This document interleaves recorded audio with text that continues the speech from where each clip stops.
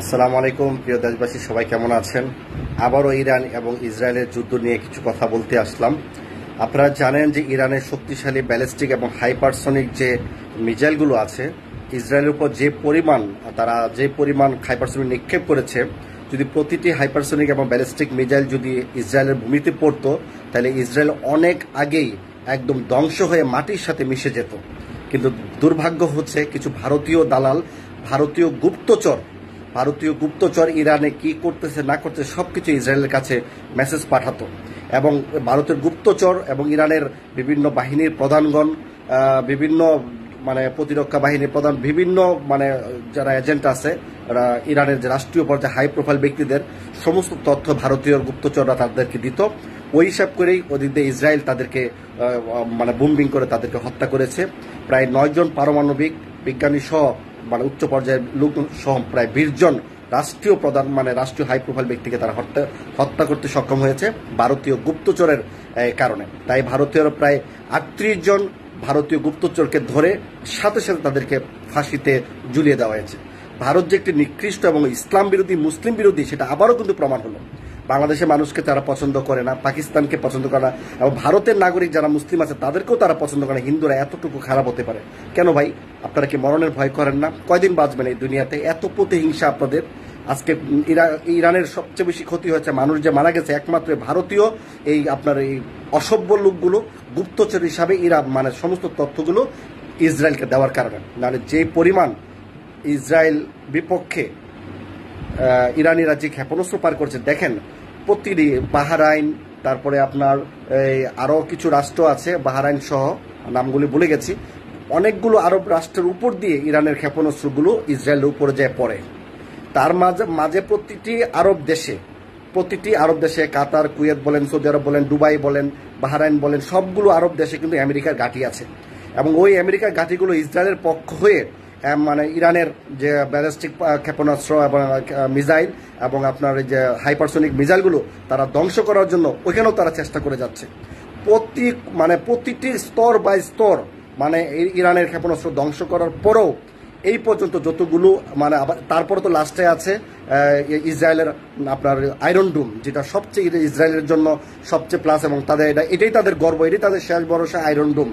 সেই আয়রন ডোমকে প্রতিরক্ষা করে এবং তাদেরকে ফাঁকি দিয়ে ইসরায়েলের উপর যে ধরনের বোমা নিক্ষেপ করা হয়েছে, মিসাইল করা হয়েছে, সেটা অত্যন্ত ইরানের জন্য অত্যন্ত শক্তিশালী। এটা আমরা মনে করি, বা করার কোনো অস্বীকার নাই।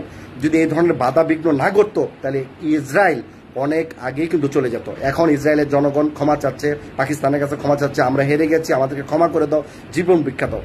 এই কিছুদিন আগেও কিন্তু ফিলিস্তিনিরা এভাবেই কিন্তু কান্নাকাটি করেছে, তাদের শিশুদেরকে হত্যা করেছে, গণবিচার তাদের হত্যা করেছে, এবং ফিলিস্তিনিদের পক্ষে যারা ডাক্তাররা চিকিৎসা করতে এসেছিল তাদেরকেও ইসরায়েলরা হত্যা করেছে। কত বড় অমানুষ তারা ছিল। আজকে সেই ইসরায়েলিরাই এখন কান্নাকাটি করছে, ফিলিস্তিনি শিশুদেরকে হত্যা করেছে। সেই শিশুরাই, ইসরায়েলি শিশুরাই এখন ব্যাংকারে মাটির নিচে গর্তে তারা লুকিয়ে আছে, তাদের সন্তানকে বাঁচাচ্ছে তাদের মা বাবা, এবং সামরিক বাহিনীর, নৌবাহিনী, বিমান বাহিনীর সমস্ত পরিবারের হাই প্রোফাইল ব্যক্তিদেরকে মাটির নিচে ব্যাংকার রাখছে তাদেরকে পরিবারকে সেভ করার জন্য। এখন ইসরায়েল বুঝতেছে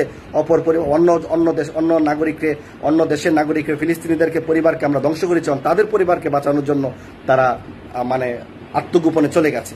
এখন তারা ক্ষমা চাচ্ছে ইরানের কাছে। ইরানের একটাই বার্তা ইসরায়েলের প্রতি, যে তোমাদের পূর্বপুরুষের দেশে ফিরে যাও। ৭৬ বছর আগে তোমরা অন্য দেশ থেকে ইসরায়েলের ফিলিস্তিনিদের কাছে হাত পাও ধরে একটি আশ্রয় চেয়েছিলাম, সেই আশ্রয়ের জায়গা থেকে তোমরা চলে যাও, তোমরা পূর্বপুরুষের মাটিতে চলে যাও, আর না হয় ব্যাংকারের ভিতরে, মাটির নিচে অন্ধকার ব্যাংকারের ভিতরে না খেয়ে মরতে থাকো। এটা হলো ইসরায়েলের বার্তা। তো এই কিছুদিন আগেও আপনারা যে দেখছেন যে ইসরায়েল যে ধরনের টেকনোলজি ব্যবহার করেছে, সারা বিশ্বকে তারা টেক্কার দিত, কিন্তু ইরানের কাছেই তারা দুলিশ্বাত হয়ে যাচ্ছে। তো আপনারা সবাই ইরানের জন্য অবশ্যই দোয়া করবেন, আর বিশেষ করে ভারতীয় নাগরিকদেরকে আপনারা ঘৃণা করবেন, যতটুক পারবেন ঘৃণা। ভারত আমাদের কাছে, আমাদের মাননীয় আব্দুল হামিদ খান বসেছিলেন, যেদিন আমরা বুঝতে পারবো ভারত দাদারা আমাদেরকে নিয়ে প্রশংসা করছে, সেদিন বুঝতে হবে যে ভারত আমাদের কোনো ক্ষতি করতে চাচ্ছে। তো ভারত এরকমই একটা রাষ্ট্র, পার্শ্ববর্তী রাষ্ট্র হলো, তারা বন্ধু রাষ্ট্র না, তারা হচ্ছে একটা খারাপ রাষ্ট্র, ইহুদির চাইতেও তারা খারাপ। আরেকটি মজার বিষয় হচ্ছে, ইসরায়েলি ক্ষেপণাস্ত্র, একটি উচ্চমানের ক্ষেপণাস্ত্র ইরানের উপর ফালানোর পরে, মারার পরে সেই ক্ষেপণাস্ত্রগুলো কিন্তু আবার ইসরায়েলের উপরে এসে পড়ছে, ইসরায়েলের শহরে এসে পড়ছে। এবং ঠিক একই সময় কিন্তু ভারতীয় ক্ষেপণাস্ত্র পাকিস্তানের বিরুদ্ধে মারার পর ভারতের উপরে পড়ছে। তো ভারত, ইসরায়েল একটা ইহুদি দেশ, ভারত একটা ইহুদি দেশ, তাদের যুদ্ধ কলাকৌশল কিন্তু একই ক্ষেপণাস্ত্র তাদের নিজের দেশেই পড়ে। ইরানের বোমা কিন্তু ইরানে পড়ে নাই, পাকিস্তানের বোমা কিন্তু পাকিস্তানে পড়ে নাই, তারা যেখানে মারছে সেখানেই পড়ছে। অতএব অপেক্ষা করছি। আর আমাদের বাংলাদেশের সরকারকে বলবো, বাংলাদেশের সামরিক ডিফেন্সকে বলবো, আপনারা এয়ার ডিফেন্স শক্ত করুন এবং আয়রন ডোম প্রয়োজন লাগলে সেই মানে টেকনোলজি যা করার আপনারা করুন। আর আমাদের বাংলাদেশের মানুষকে নিয়ে আমার গর্ব হয়, তারা শুধু জানে যে ৭১-এর চেতনা আর স্বজন হারানোর বেদনা, এবং চাষটুলের মধ্যে বৈশা বৈশা চা খাবে, রাজনীতি আলাপ করবে, চা শেষ, রাজনীতি আলাপ শেষ।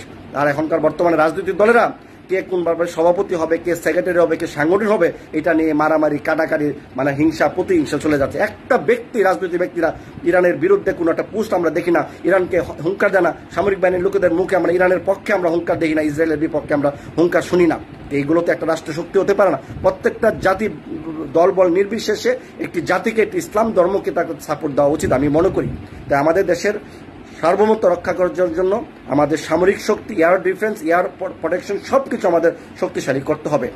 ইসরায়েল এবং ইরানের যুদ্ধতে দেখেন, তারা এত হাইপারসনিক ব্যালিস্টিক মিসাইল মারার পরও এগুলো কিভাবে ধ্বংস হয়ে যাচ্ছে। তারা আমাদের কাছে কি আছে পার্শ্ববর্তী রাষ্ট্রকে মোকাবেলা করার জন্য, সেগুলো কিন্তু আপনারা বিবেচনা করবেন। ওই কে পদ পাইল, কে প্রধানমন্ত্রী হবে, কে এমপি হবে, মন্ত্রী হবে, এইসব ভাওতাবাজি ছেড়ে দিয়ে রাষ্ট্র সার্বভৌমত্ব রক্ষা করার জন্য এগিয়ে আসুন, এইসব পদক্ষেপ নেন। যেই ধরনের রাষ্ট্রীয় বাজেট আসবে তার 40% বাজেট সরকার, মানে রাষ্ট্রকে বাঁচানোর জন্য সে ধরনের পদক্ষেপ নিতে হবে। তো যে জায়গায় আছেন ভালো থাকবেন। আর আমি আপনাদের কাছে কৃতজ্ঞ যারা আমার ভিডিওগুলো লাইক, কমেন্ট, শেয়ার করেন। আপনারা দেশপ্রেমিক, ইসলামের পক্ষে এবং তারা ন্যায়ের পক্ষে আছেন, তাদের প্রতি আমি কৃতজ্ঞ জানাচ্ছি। এবং সবচেয়ে আরও বেশি একটি কৃতজ্ঞ জানাচ্ছি যারা আমার এই ভিডিওতে স্টার সেন্ড করেছেন, মানে অর্থ দিয়েছেন, ডলার দিয়েছেন, স্টার সেন্ড করেছেন। আমি সকলের কাছে কৃতজ্ঞ এবং প্রকাশ করছি। সকলের প্রতি সালাম। সবাই লাইভটা শেয়ার করবেন।